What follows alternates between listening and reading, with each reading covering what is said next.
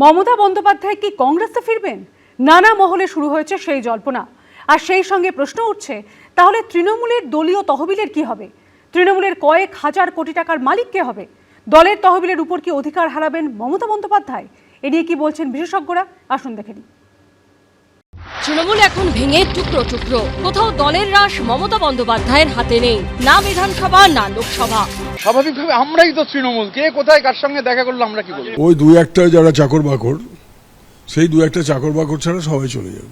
সব হারিয়ে এখন কংগ্রেস শীর্ষ নেতৃত্বের সঙ্গে বারবার বৈঠকে বসছেন মমতা বন্দ্যোপাধ্যায় ও অভিষেক বন্দ্যোপাধ্যায়। প্রশ্ন জোরালো হচ্ছে, তাহলে কি আগামী দিনে কংগ্রেসে ফিরতে পারেন মমতা বন্দ্যোপাধ্যায়? আর এমনটা হলে তৃণমূলের আর্থিক তহবিলের কি হবে? কংগ্রেসে যোগ দিলে তহবিলের উপর আর কি মমতা বন্দ্যোপাধ্যায়ের কোনো অধিকার থাকবে?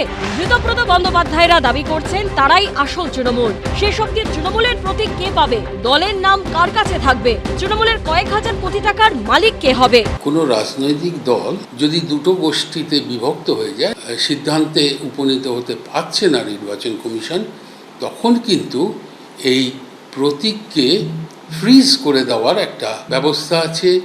এই তহবিলকেও টেম্পোরারিলি ফ্রিজ বিষয় থাকে যতক্ষণ পর্যন্ত না সংখ্যাগরিষ্ঠ কে এটা পরিষ্কারভাবে নির্ণয় হয়ে যাচ্ছে। অ্যাসোসিয়েশন ফর ডেমোক্রেটিক রিফর্মস বা এডিআর এর তথ্য অনুযায়ী 2019 থেকে 2024 সালের মধ্যে নির্বাচনী বন্ডের মাধ্যমে তৃণমূলের ঘরে এসেছিল হাজার হাজার কোটি টাকা। মমতা বন্দ্যোপাধ্যায়ের দল পেয়েছিল 1592 কোটি টাকা। এর মধ্যে future gaming and hotel services private limited 542 কোটি টাকা, হলদিয়া এনার্জি লিমিটেড 281 কোটি টাকা, ধারিওয়াল ইনফ্রাস্ট্রাকচার লিমিটেড 90 কোটি টাকা, এমকেজে এন্টারপ্রাইজেস 45 কোটি টাকা, ডেভেন্টার ফুড পার্ক ইনফ্রা 20 কোটি, রশ্মি সিমেন্ট লিমিটেড 18 কোটি টাকা দিয়েছিল।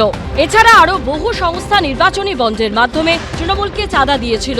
এরপর নির্বাচনী বন্ডের মাধ্যমে রাজনৈতিক দলের তহবিল সংগ্রহ অসাংবিধানিক বলে রায় দিলে তা বন্ধ করতে বলে সুপ্রিম কোর্ট। 2024-25 অর্থবর্ষে নির্বাচনী ট্রাস্টের মাধ্যমে তৃণমূল পেয়েছিল প্রায় 102 কোটি টাকা। সিম্বল কার কাছে আছে সেটা বড় ফ্যাক্টর নয়, সম্পত্তির মালিকানার কাকে কাকে দেওয়া হবে সেটা দলের গঠনতন্ত্র কি বলছে, দলিল কি বলছে, তার উপরে নির্ভর করবে। কোনটা কাকে পারমিট করছে, দলিল কাকে পারমিট করছে, এটা পুরোপুরি সিভিল আইনে এটা ডিসাইড হবে, অন্য কোনো আইনে নয়। অর্থাৎ এখনো তৃণমূলের অ্যাকাউন্টে শয় কোটি টাকা রয়েছে। এর মালিক আগামী দিনে কে হবে? আশ্চর্যের, দুঃখের, পরিতাপের বিষয়, তৃণমূল কংগ্রেস নতুন সরকারের আঁতুর কাটার আগেই উবে গেল। সিন্ডিকেট সিস্টেমে চলে, ফ্র্যাঞ্চাইজি সিস্টেমে চলে, তার যে এটাই পরিণাম হওয়ার কথা ছিল, সেটা আমাদের ভবিষ্যৎবাণী ছিল। কিন্তু অ্যাস্ট্রোলজার হিসেবে আমরা সবাই ফেল করেছি। এত দ্রুত হবে সেটা আমরা কেউ বুঝতে পারি না। ওই ফান্ডের থেকে মানুষ বুঝতে পারছে একেবারে দুর্নীতির আতুর ঘরের মতন করে মমতার ফান্ড।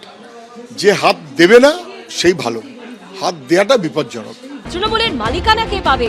সংখ্যার লড়াইয়ের ভিত্তিতে দুই গোষ্ঠী কবে নির্বাচন কমিশনে যাবে, কবে জল গড়াবে কোর্ট অবধি, তারা কি রায় দেবে, তার উপর নির্ভর করে আছে বহু কিছু।